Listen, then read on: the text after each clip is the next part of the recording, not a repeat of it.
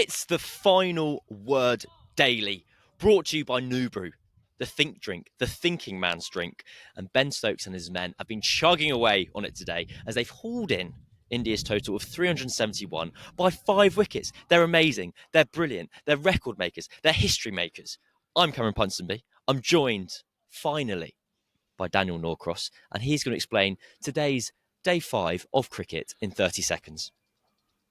Well, there were some New Brew performances without a doubt from Ben Duckett, his 149 and innings for the ages. Some genius from Joe Root, some marvellous stuff from Jamie Smith, and some actually odd wisdom from Zach Crawley as India crumbled. They'd been 430 for 3, they'd lost 7 for 41, they'd lost 6 for 30-0. They were all over this game for larger parts of it. At no point were England actually properly ahead until it became clear that they'd always been ahead. That's the Ben Stokes way, an historic 10th highest ever, which is not really an amazing fact, is it? Run chase, but a second plus 350 chase against India in consecutive English test matches. 4 of those same Indian bowlers that played at Edgbaston and were mullered again today. The scars will be deep. Questions will be asked. Captains will be under the microscope, and coaches, well, I wouldn't want to be Guatam Gambhir, but what I would say is it's 1-0 to England. Cry more. You're such a professional, Dan. I love it. So concise, so eloquent and elegant. You know what? I'm going to ruin some of the elegance here, and I'm going to use a rare F-bomb on the final word. Ben Duckett, he is amazing, and I don't think people have quite... Oh, you haven't liked that at all, have you? No, he doesn't. I just feel for Tubes because he's going to have to find the thing that goes beep. It's fine, but it's important. And do you know why? Expletives are used in moments where normal words cannot do the situation justice. And that is the situation that Ben Duckett has been confronted with his whole England career, because he is quietly and consistently not been appreciated for just how good a player he is. You have a batting lineup where you've got legends that are already made in Joe Root and Ben Stokes. You have Harry Brook, who's already been elected as the next generational talent to be. You have Ollie Pope and Zach Crawley, who live under the microscope. You've got Jacob Bethel, the new toy, on his way, ready to take over the world. And then Ben Duckett's just been there at the top of the order for the last 3 years, averaging 47, which is more than Alistair Cook and more than Andrew Strauss and more than every England Open you can ever think of in the last 25 years. And he has a strike rate of 88, which is the same as Virender Sehwag, who's known as the greatest attacking opener of all time. And he combines it. And today, rather than it being this kind of miraculous innings where he's led England to victory in the way that Ollie Pope did at Hyderabad last year, it feels like a coming-of-age moment, a moment that was always due to be happened in the next stage of the Ben Duckett legend status. I'm backing him all the way. I've decided to put my chips on the table. I love him. I'm not even going to pretend to be unbiased in this situation. I think he's a fantastic cricketer. He won the match today, and I want you to follow on from that. How did he bat? What was it like? Well, I'll tell you the most important and significant moment in that innings is that we've always known that Ben Duckett hates getting to 100. He'll do anything he can to get out in the 90s. He did it famously at Lord's, and at the end of it, looked relieved, quite frankly. Today, he was trying to perform the same trick. He so nearly got out in the 90s today. The only time he showed any false shot was in his desperate urge to give his wicket away. That's cool. He got through it. And it was really cool. And then he got through it, and he thought, hang on a minute. Maybe this is what it's like to be completely in the zone. And then zoned his way to 149. And then, but hang on a minute. I hate milestones. I'm going to slap the ball needlessly at catchable height to cover and open the door for India, who are then going to get a wicket next ball because our completely brainless and insane number 5 is going to come charging down the wicket. The man who manages to average 59 while still be not overly encumbered with the heavy weight of calm. I mean, it was a great moment in the match. But for Duckett, everybody's talking about it, aren't they?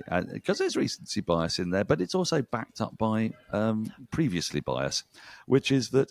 it's always biased with his... This is my point. It's always biased with Duckett. He's done it the whole time. Because he's small. Because he's small and his beard's irregular and his face is moderately flat. And as a result, nobody can really believe that he has got that sort of powerful alpha male energy at the crease. The fact is, He does. And you mentioned Virender Sehwag. He's scary to bowl at. In a dismal Champions Trophy campaign, he smashed an amazing 100, one of England's bigger and better hundreds. He was let down by every other chump around him, but he was superb.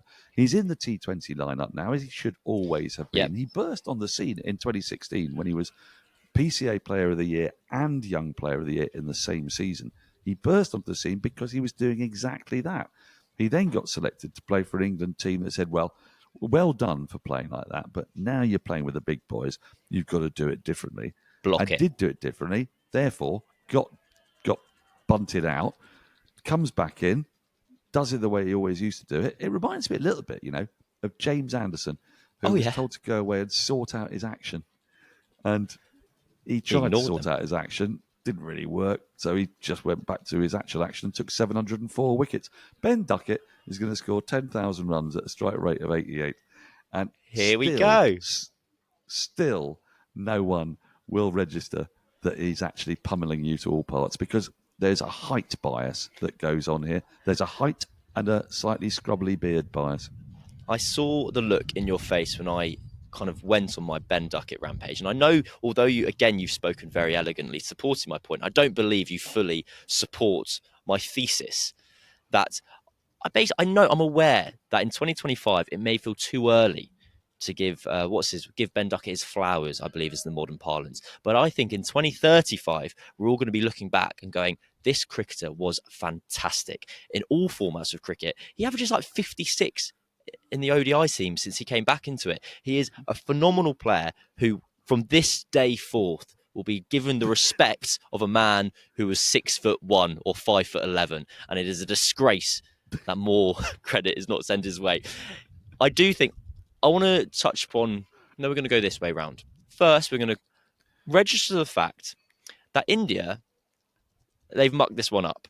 There is a number of reasons why England have won this test match, namely Ben Duckett scoring 149 on the final day of a test match, day 5, chasing 370, and all the miraculous baseball connotations that involves. But India, they've dropped 6 catches. Their numbers 8 to 11 across the test match have contributed 9 runs. Let me get my notebook out. Huzzah. They've been out 7 times. They're 9 for 7. They were 430 for 3 in the first innings. They were 287 for 3 in the second. They're the only team in first-class cricket history to lose a match having scored 5 centuries. What? What have they done? How have they lost this test match? Well, they actually did a very similar thing at Edgbaston in 2022, the first year of baseball. The last match, yeah. It felt like a bit of complacency on their part. They thought that they'd got enough, and they didn't really bother with their lower order. And there was some brainless batting in there as well as incompetence. Sometimes incompetence is fine. That's just what it is. Nahid Rana, the man with 18 consecutive scores of naught, he can't help it. He can't bat, okay? Ebadot Hussain, they can't bat. I don't have a problem with that. Jasprit Bumrah, we know, sort of can bat. Shardul Thakur, we definitely know can bat. Mohammad Siraj isn't the worst, all right? I know he's not great, but they batted at 430 for 3, and then again when they sort of had that lead of 360 plus, they batted like a side that had got enough already. And they haven't yet clocked on to the fact that in England, pitches just get better and better. And it is difficult because, when you do away conditions, you work on things like past performance. And until relatively recently, English pitches did kind of deteriorate, didn't they? They did get sort of harder to bat on. And the Duke ball swung and moved, and people didn't score 450. So if you're sat there on 430 for 3 and you get 471, you think, well, yeah, okay, we should have got 550, but it's no dramas. And then your oppo, despite hurling in some really brainless dismissals, Jamie Smith's in the 80th over was particularly funny. Harry Brooks on 99, particularly funny. Yet they still got up close to parity. They didn't fall into the problem of the pickle theory. They didn't third innings pickle theory the shit out of it. I've got a question. What's the third innings pickle theory? Third innings pickle theory is that if you end up batting third with an advantage or deficit plus or minus 40, you're not quite sure what you're supposed to do next. Like, do you have to? It's depending on how far down you are in the game, and it was near the end of the third day. Do they go hard to try to give themselves enough time to bowl a side out? Do they stick and see how it goes? India didn't fall into any of those problems. They went at a really nice tempo. They had a brilliant partnership between Rahul and Punt. The game was basically sealed for them twice, at 4:30 for 3 and then 3:30 odd for 3, whatever it was, 3:30 odd for 4. They had the game there.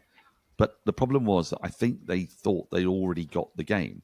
Yep. And they hadn't quite understood that in England now, that's not how pitches work. We were at the World Test Championship final. It was hilarious listening to the sages, especially Australian sages, who don't know about English pitches, going, we got way too many when they got 200. 250, 280, that's it. South Africa don't stand a chance.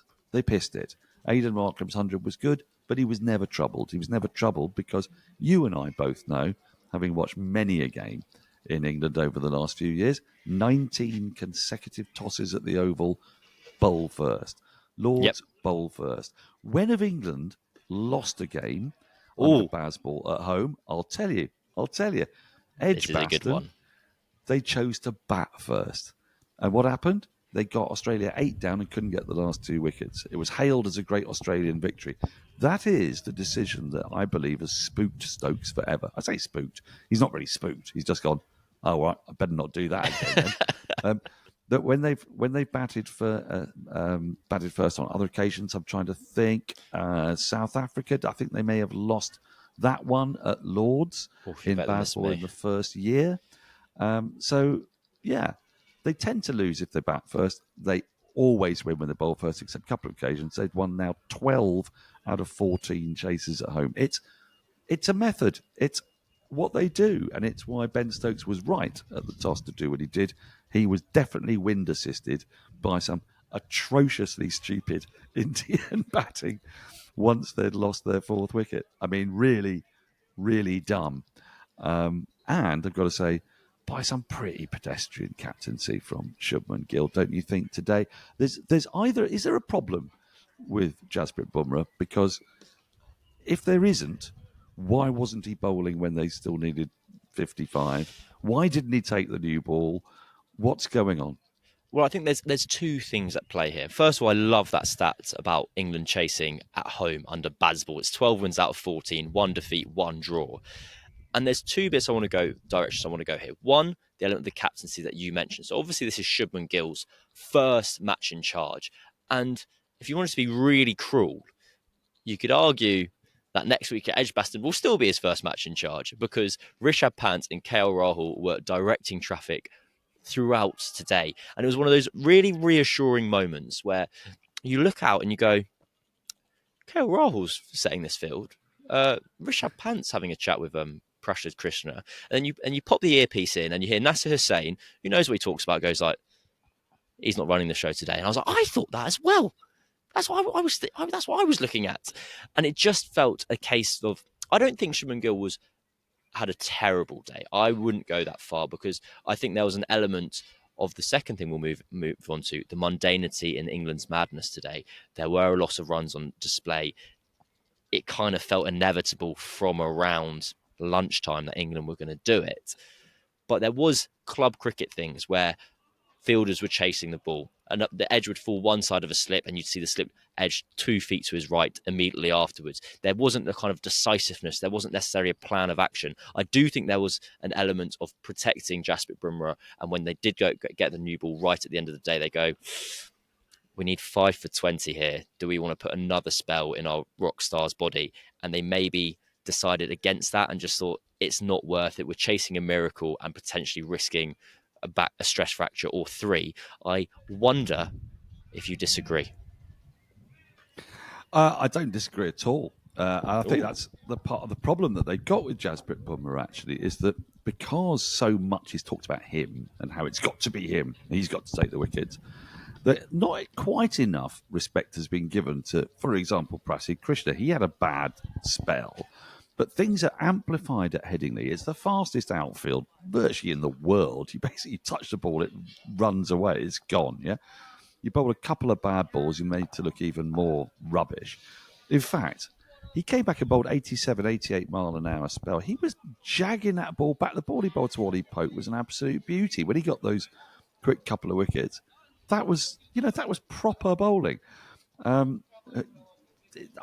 feel that in this desperate sort of search for Bumrah, the other bowlers have been kind of ignored, and that can't be good for them. I do think they've still got a problem with balance. I'm not sure that Shardul Thakur, despite his 2 wickets, is the answer. And they look deeply pedestrian in the field because Karen Nair and Shardul Thakur are very much 1980s, mid-1980s, if not slightly earlier 1980s fielders. They remind me a little bit of Ehtesham Uddin from Pakistan. Yeah, Google him.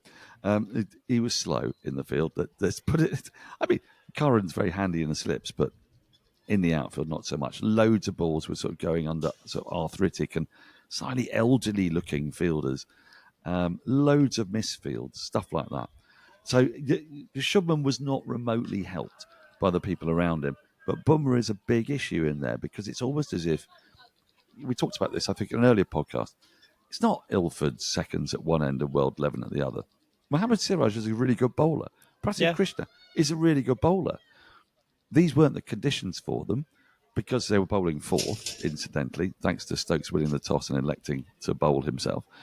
They were exposed on a deck that didn't really help them, but they got quite a lot out of it. They just didn't look cohesive in the field. You're right. They looked, it looked very much like it wasn't Shubman Gill running the show. And that's not entirely surprising. It's his first Test match. He's got to put his stamp on it, hasn't he? But it'll be a real worry for Guatam Gambhir, who's now lost 7 matches whilst being in charge and won only 3, despite having all of these resources at their availability. This is India, Cam, we're talking about. India. 1.4 billion, IPL, BCCI, money galore. Some of the greatest players in the world, as we keep on being reminded, often by Indians. And yet, they were, in the end, easily trounced today by a bunch of jokers. How's that going to feel? Watch this space. Guatam Gambhir played 11 Test matches under his leadership. 3 wins, 7 losses, 1 draw. Just let that be a storyline that simmers and bubbles throughout the coming 6 weeks. Right, we're going to be right back after this break.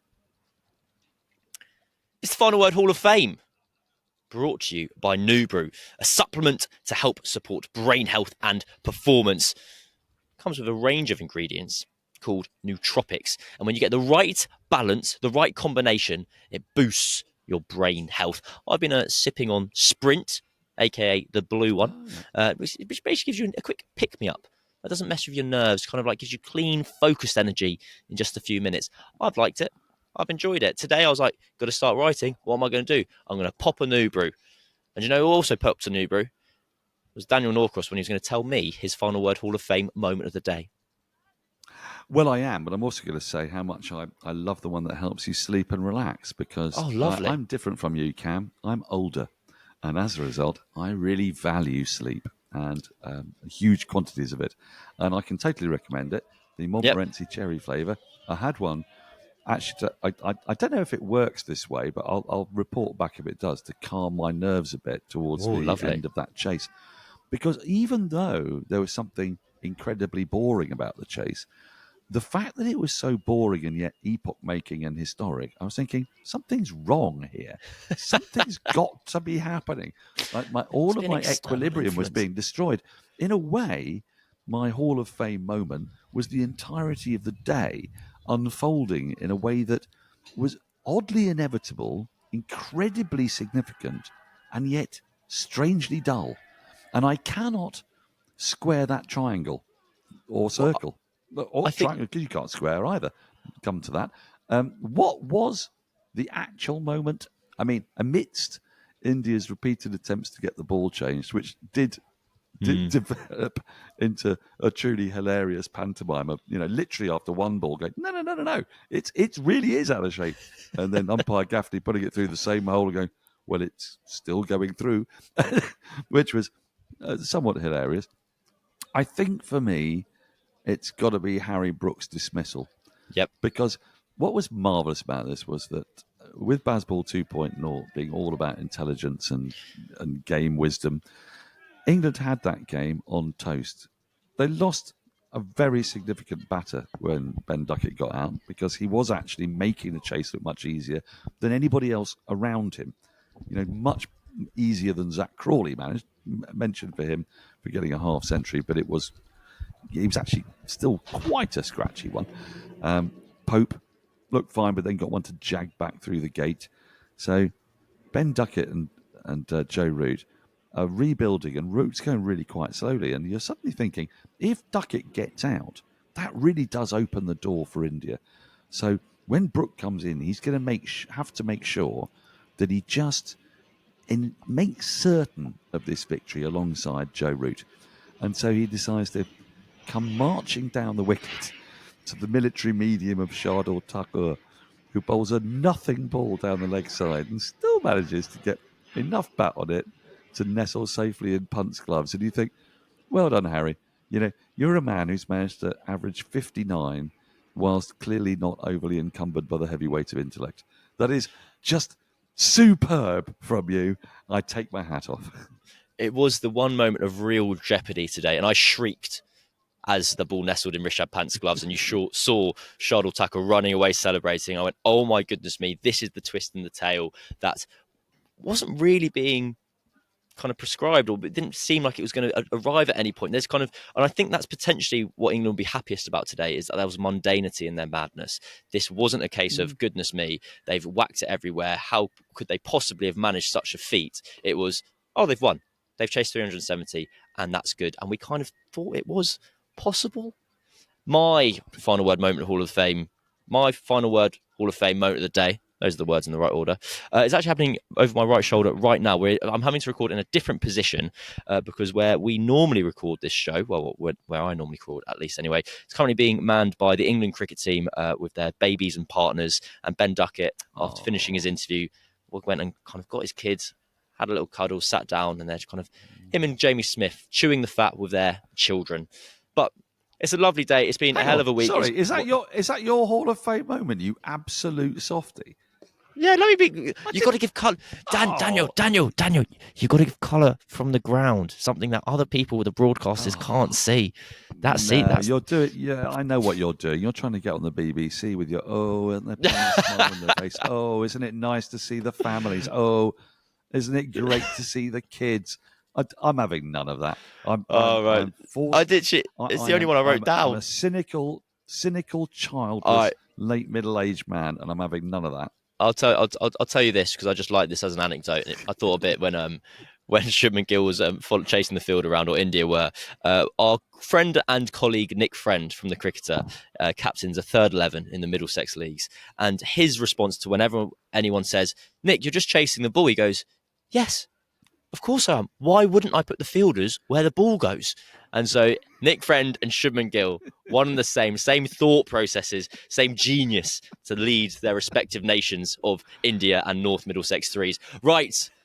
It's been the Final Word Daily, brought to you by New Brew. If you do want to get some of the uppers of mine or the downers of Dan, go to newbrew.com/final word, spelt NOOBRU, and you'll get 15% off, which will be automatic applied at checkout. I've been Cameron. Daniel's been Daniel. This has been the Final Word. England are 1-0 up. The series is only just getting started, and it's only going to get better. We'll see you next time.